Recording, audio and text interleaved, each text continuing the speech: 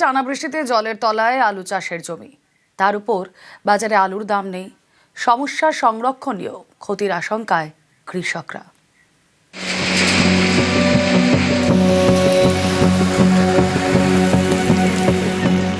গত কয়েকদিন ধরে দফায় দফায় বৃষ্টি। পশ্চিম মেদিনীপুর আলিপুরদুয়ারে জলের তলায় আলু চাষের জমি, খেতেই পড়ছে পরিশ্রমের ফসল। ক্ষতির আশঙ্কায় কৃষকদের মাথায় বাজ।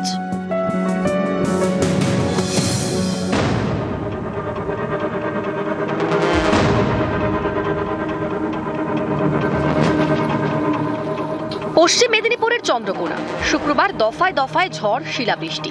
শনিবারও সকাল থেকেই চলছে বৃষ্টি, তাতেই জলের তলায় আলু চাষের জমি।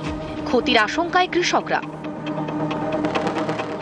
মাঠের অবস্থা এখন পরিকল্পনার বাইরে খারাপ। প্রচুর বৃষ্টি হয়েছে, কালে ঘন্টা 2.5-3 বৃষ্টি হয়েছে। জমিতে এখন প্রচুর আলু আছে। প্রচুর আলু আছে। আলুর কি ক্ষতি হবে? পচে যাবে। শিলাবৃষ্টির সঙ্গে হালকা শিলাবৃষ্টি হয়েছে, কোথাও বেশি হয়েছে, তাই জন্য আলু সমস্ত পচে যাওয়ার আশঙ্কাই বেশি। 1.5 হাত দুয়ার জল, এই জল আর কমবে না? না, এই জল আর কমবে না। 8 বিঘা জমি চলে গেল আমার। 8 বিঘে জমি? 8 বিঘা। এমনি তো দাম কত এখন? এখন কত দাম? বস্তায় তো আমাকে 30 টাকা 40 টাকা। জমির আলু জমি রয়ে যাবে। কিভাবে চাষবাস হবে? কিভাবে?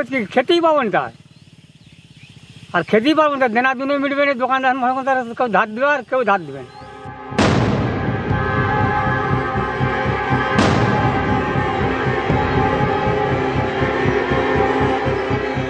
গত কয়েকদিন ধরে টানা বৃষ্টি, জলের তলায় চাষের জমি। আলিপুরদুয়ারের জেলা জুড়ে প্রায় 1300 বিঘা জমির আলু নষ্টের আশঙ্কা। বৃষ্টিতে আলু তোলার সুযোগ পাননি কৃষকরা, খেতেই পড়ছে পরিশ্রমের ফসল। আলু খেতে জল খানছে, আলু নষ্ট হয়ে গেছে, সরকার আলু নেয় না। তুই তো আমার মেলা হচ্ছে, ক্ষতি হবে না? আলু তুলিনি। হ্যাঁ, পচে যাচ্ছে তো আলু। এই যে কত আলু পচে গেছে। জল পেলে এলে আলু পচে যাবে তো।